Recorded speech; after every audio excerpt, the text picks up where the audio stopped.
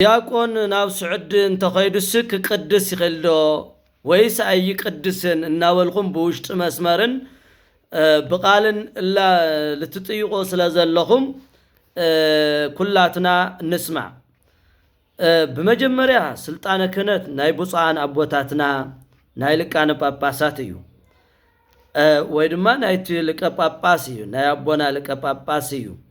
ነገር ግን ይቅርዶ ስዑድ ኸይዱሲ ናብ ካልእ ቤተ ክርስቲያን ብዘይ ሊቀ ጳጳስ ፍቃድ እንተኸይዱ መዓርገ ክህነቱ ይሰዓር እዩ ዝብል ፍትሐ ነገሥት አንቀጽ 7 ክፍል 5።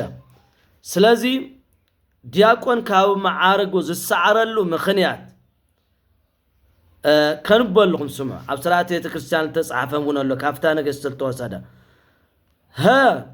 ጉበ ህይወ በኃይሊ አገዲዱ አፈራሪሑ ወይ ድማ ነዚ ዘአመሰለ ካልእ ተንኮል ዝተሸመ ወይ ድማ ክልተ ግዜ ዝተሸመ ካብ ድቁኑ ካብ ክህነቱ ይሰዓር ይብል።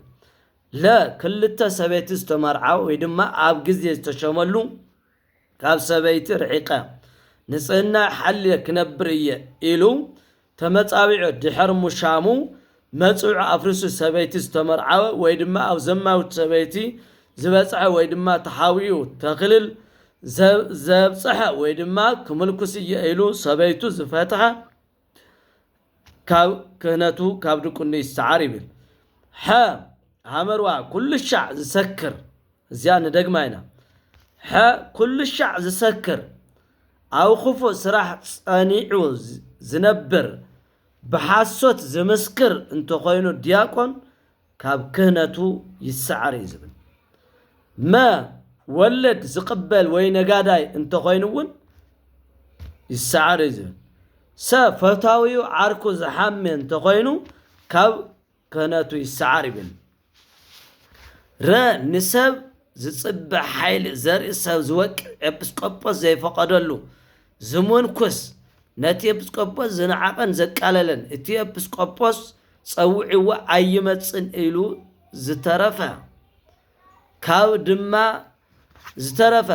ደማ ዘይነጽሐ ሰበይቲ ናብ ቤተ ክርስቲያን ዘእተወ ስጉን ደሙን ዝሃበ ድሕር ምፍራሱ ምስዓሩ ናይ ክህነቱ ስራሕ ዝሰርሕ ንበይኑ ካልእ ቤተ ክርስቲያን ዘስረሐ እዚ ካብ ክህነቱ ይሰዓር። ታናይ መጨረሻ ስለ ስዑድ ትትንክፍን ስለ ካልእ ሃገር ትንክፍን ተመልከቱ። ቤተ ክርስቲያን ገዲፉ ድሕር ምኻዱ ዝተመለሰ ምስ መናፍቃን ዝጸለየ ነቲ ቤተ ክርስቲያን ገዲፉ ናብ ካልእ ቤተ ክርስቲያን ዝኸደ ዝኾነ ካብ መዓርግ ድቁኑ ይሰዓር እዩ ዝብል። ብዘይ ሊቀ ጳጳስ ፈቃድ ናብ ካልእ ሃገር ዝኸደ ማለት እዩ። እዚ ክህነቱ ይተሓዝ ይብል። ስዑድ ደወ ናይ ካልእ ሃገር ናይ አማንያን ሃገር እዩ። ናብ ካልእ ሃገር ትኾይኑ እውን ብዘይ ሊቀ ጳጳስ ፍቃድ ክኸድ የብሉን ይብል። ስለዚ እዚ አይና እንጥይቃ ዘለና። ስለዚ ብዋናነት ስልጣን ናይ ብፁዓን ሊቃነ ጳጳሳት ናይ አቦታትና ስልጣን እዩ ኢለ ኣለኹ። መጀመርያ ግን እቲ ስርዓተ ቤተ ክርስቲያን ፍትሐ ነገሥት አንቀጽ 7 ክፍል 5 ንርእዮ ግን እዚ ዝነግረና ናብ ካልእ ቤተ ክርስቲያን ናብ ካልእ ሃገር ብዘይ ሊቀ ጳጳስ ፍቃድ ዝኸደ ክህነቱ ይሰዓር እዩ ዝብለና። ስለዚ መልሲ ናባዕልና ታይና ንብል ዘለና እዚ ስቆልና ችግር የብሉ ኢላበልና ችግር የብሉ ተኾይኑ ካብ መጽሓፍ ካብ ስርዓተ ቤተ ክርስቲያን ወፃእ እንተኾይኑ ምስቶም ችግር ለይብሉ ልውሉ ሰባት ንሕወስ ኣለና ማለት እዩ። ስለዚ እዚ ዝነግረና ብፁዓን ሊቃነ ጳጳሳት ክፈቅድና ኣለዎም ናብ ንኸደ ቦታ ናብ ውጭ ይኹን ናብ ማንም ማለት እዩ ብዘይ የገድሽ። ስለዚ እታ ስርዓተ ቤተ ክርስቲያን ዝኣተሉ ዘላ ከምናዮም ብዘይ ፍቃድ ሊቀ ጳጳስ ተኸይዱ ክቅድስ ኣለዎ ኢለ ክናገር ይኽእል። ኣነ እውን ኣይኮንኩን እቲ ስርዓተ ቤተ ክርስቲያን እዩ ዝነግረና ኣሎ። ለምዃኖም ብትግርኛ ዝተተርጎመ ስርዓተ ቤተ ክርስቲያን ኣላ።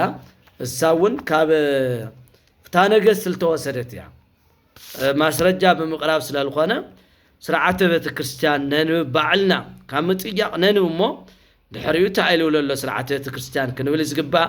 ስለዚ ለብፁዓን አቦታትና ለሊቃነ ጳጳሳት ከድና ስለ ክህነት ክንጥይቕ ስለ ስዑድ ክንጥይቕ ስለ ዝተፈላለዩ ክንጥይቕ ተኾይኑ لبوصانا الكان باباساتنا خنفكر زغبأنانا تسرعات الكريستيان أقامت وزلوا بويو بزتنقد زحمي زسكر أو خوف سراح زنبر تخاين ونسو كهنة يقباني يزبل مؤمنان زمسكرلو كهنة أيو كخون زغبا مؤمنان زمسكنوو كهنات زمسكنوو بوصانا بوتات زمسكنوو نسو كاين كخون يقبا سلالو للناس لعاتية الكريستيان سرعاتية الكريستيان أتكرنا ننببو نردع بحايل يكونن بتحتنا يتصبو بدفرت يكونن كمن أوزيان بدفرت آتي لعاتنا بالمدفار بيت الكريستيان قناعات يبنان دفرت لوعنا يقولنا نحنا بوتاتنا كهنات ونقسس أي نفرح سلازي زي أسلة الزلات سرعاتية الكريستيان كلنا اللي كان باباسات كيدنا قنا فكدنا كانت يقبع زول مرسل نمانج